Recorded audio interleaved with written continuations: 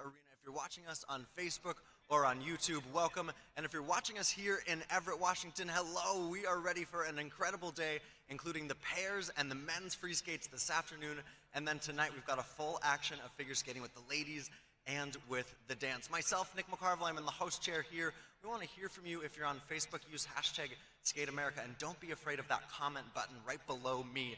Tune in and let us know what you think. I'm joined here by a cast of characters who helps take us through Skate America each year. Brooke Castillo is the 2007 U.S. Pairs champion. Michael Weiss is a three-time U.S. champ, two-time Olympian, and two-time Olympian as well, seven-time Great British ice dancing champion. You're just all the things, Sinead Kerr. Two-time Olympian as well. Well, let's go ahead and get right into the pairs, the free skate, which is about to come up. And if we go ahead and look at the standings from last night, it was all about the Russian team. As we expected, there it is, Tarasova and Morozov in the lead, Efimova and Korovin in second. And what about the American teams? Kane LeDuc and the Kanirams, they're fourth, fifth, but look at the scores. It's quite tight. And I want to start with you, Michael Weiss. Tarasova and Morozov, they're so strong. Why are they so good? And they really are going to be, for all of us, the team to watch this afternoon. Well, they're the only team that is coming in as world medalists in the event. They're second in the world last year's World Championships. They were third the year before. They're two-time European champions. And that brings a certain air of confidence about it. You know, when they step out on the ice, you're like, you see everybody just skating around and warming up, and you're like, yeah, they're the best ones.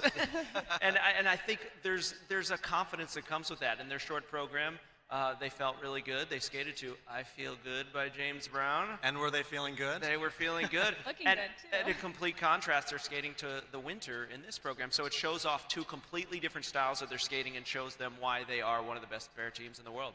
They're skating second to last this afternoon, so watch for them, Tarasova and Morozov. Brooke Castillo, let's check in on the Americans. Fourth, fifth, but they're within striking distance of the podium itself. And Ashley Kane and Tim LeDuc, they were looking really good coming into the short program last night. A couple little blips, but gosh, they're a team to watch. Yeah, I think we expected them to be a little bit cleaner, especially seeing them in practice, how confident they've been. I think that's just due to nerves.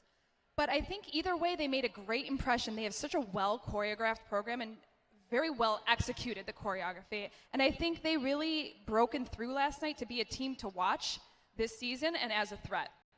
Yeah, they certainly did. Kane and LeDuc, they're in fourth place after that short program. I'll watch for them. And then what about the Kanirams? This is a big new look for them, Brooke. Yeah, and I really like it. I think that they are really trying to make a lot of changes instead of different tone to their skating. I know they're really trying to strive for more consistency and have made a lot of changes in the offseason. New coaching team, new country, and in order to make change, you kind of have to go backwards a little bit. 2 steps back, 1 step forward. We might not see the results of these changes right now, but I think we have a lot to look forward to for the rest of the season. Yeah, disappointment for them, and they're going to turn the dial, right, Brooke? The free skate really is this program that they're excited about putting out today.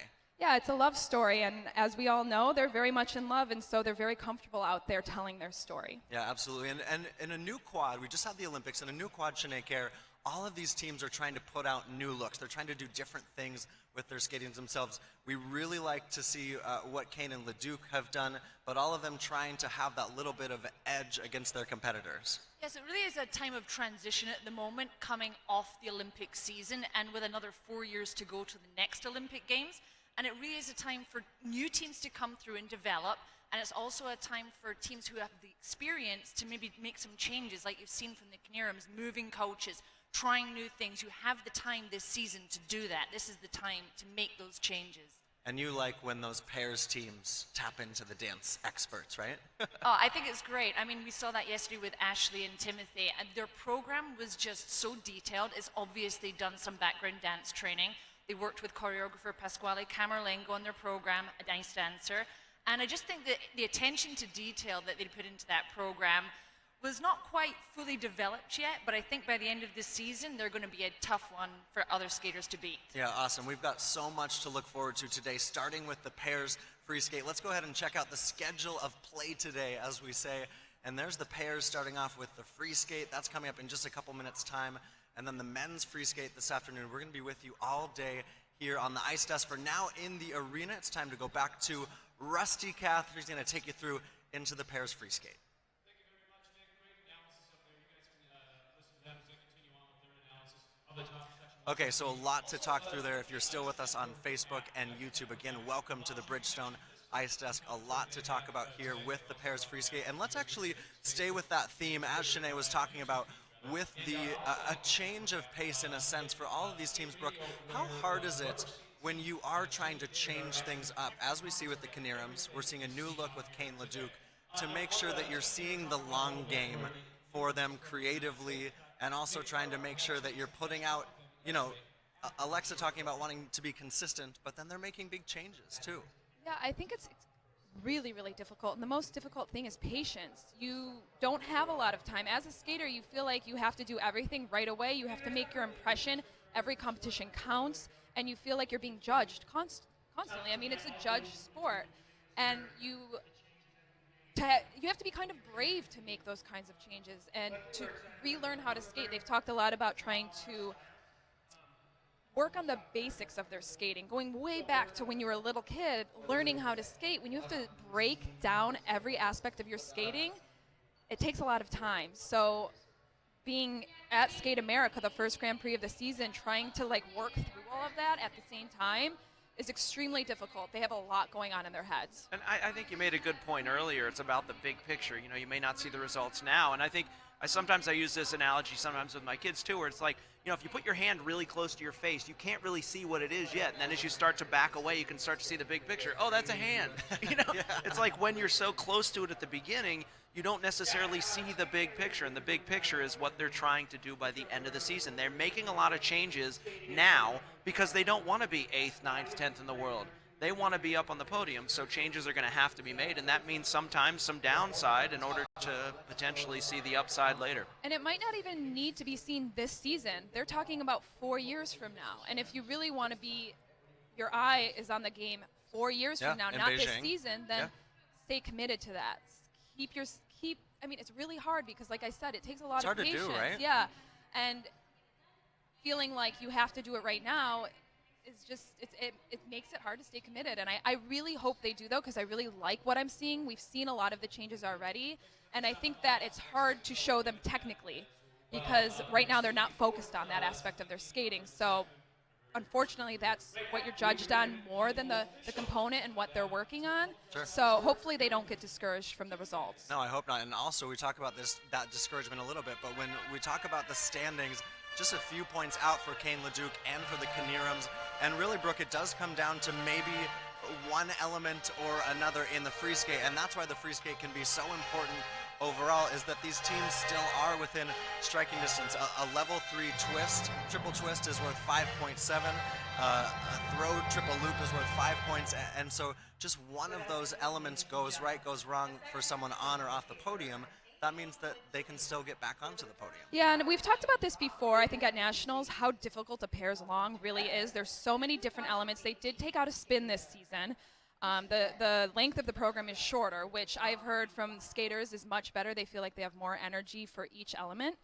But I think that we really can look, maybe hoping minimal mistakes is probably the goal for the skaters here today, trying to not let big mistakes happen or one person fall on one jumping pass and then the other person fall on the other. We see that a lot in pairs long programs, and that can really drop you in the standings way down. Yeah. And Yes. hopefully people can just kind of keep it minimum. That would be the goal here. Sure. If you don't mind, I want to loop back on Kane and LeDuc and talk more about their choreography and the work that, I think Savchenko and Massot did this so well, right? They were such a technically strong team, but they also then really put in the work as far as making sure that they were as dance-friendly or as artistic as possible. And that's really the demand now of pairs internationally. Well, yeah, that's right. And for them, they're trying to make a name for themselves and put themselves out there right at the beginning of the season for a team to be reckoned with in the future. And the background research they've done in ice dance and dance in general, actually, there was some Lindy Hop moves in there, some swing moves, some nice poses. They've done some background research. They've put together a program that's interesting for the audience, that's different, and that I think is going to set them apart. And that's what they'll be looking for moving into the season. And just the level of detail they put into it, I was just so impressed by. I think that what I was really impressed by with them, which I think was a huge improvement, was that you could take a freeze frame picture of every part of their program and they were perfectly matched. There was not like an inch off of any line. And doing something this quick, it's really hard to match your lines and do it so well. And they were completely perfect. I think as well what's great about this team is that they have a different look to them. I mean, she's a little bit taller for a pairs girl, but that actually works to their advantage. Now, they seem very comfortable with, they found their look. Yeah. And I think that this program works well for them.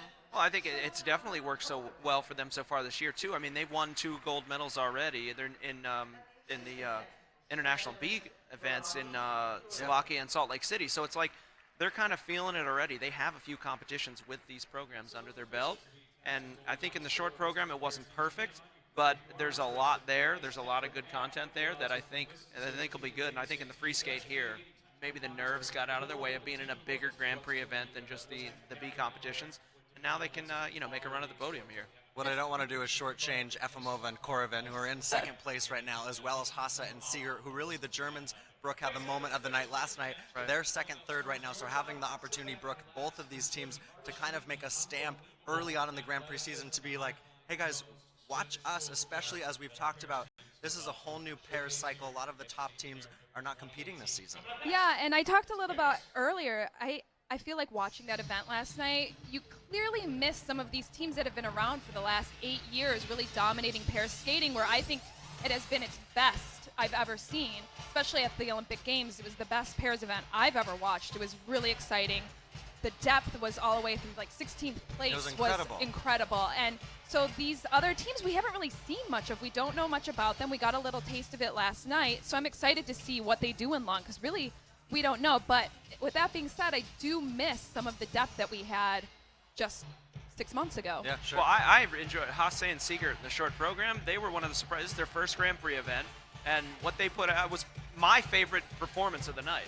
Performance were there. They were emotional. They were involved. They hit their elements, and they find themselves in a position where, like we said earlier, there's not necessarily tons of depth in this pairs event right now. So it has an opportunity for some people who may not potentially always be a medal contender to now come away with a medal at a Grand Prix event. Yeah, certainly. So that's what's to come. We have a great day of skating to come. Pairs free skate is going to start us off. Thanks so much to our panel here on Bridgestone Ice Desk. Of course, you can watch the skating all day. Just go to NBC Sports Gold and get the figure skating pass. That's on desktop or mobile. And the men's free skate, that's going to be later this afternoon. Check your local listings. That should be right there on NBC. For my panel, I'm Nick McCarville. We're back here right after the pairs free skate. We're going to be previewing the men's free skate, but so much great skating here coming up at Skate America on day 2.